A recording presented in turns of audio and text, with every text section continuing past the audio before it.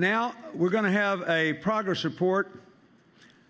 I'd like to welcome Kim Nelson of General Mills to the stage. In 2009, General Mills committed to providing technical assistance to food processors in sub-Saharan Africa to help them produce high-quality, nutritious, and safe food more efficiently. Any of us who have worked in this agricultural space in Africa and in some places in Southeast Asia especially know how important it is in building the agricultural economy as well as in dealing with nutritional challenges to add to the value of the food dollar in the countries and, where possible, in the regions where the food is grown. So the commitment that was made in 2009 was very important just on its own merits, purely for economic reasons.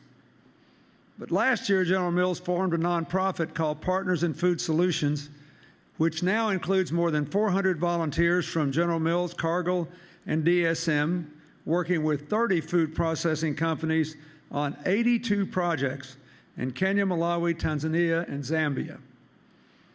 Kim will now introduce fellow commitment makers focused on ensuring sustainable and healthy food for generations to come. This is a huge deal. One of the raging debates that we have not made explicit here is whether we can adequately feed the 7 billion people living on planet Earth now, much less the 9 billion that'll be around by 2050, by increasing the productivity of smallholder farmers in Africa and elsewhere, bringing them in to a system which has much better storage and distribution and processing,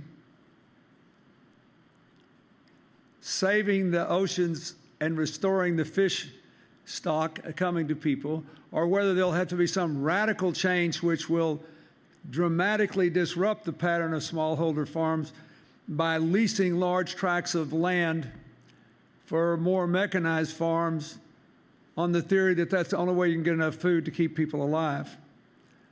I believe the former course is better, and I think General Mills is giving us a path forward into the future with the partners. So this is potentially, if you've ever been out there digging in the ground in these places that are trying to come to grips with this, this is a potentially profoundly important commitment. So I thank you, Kim Nelson. I thank General Mills, and the microphone is yours.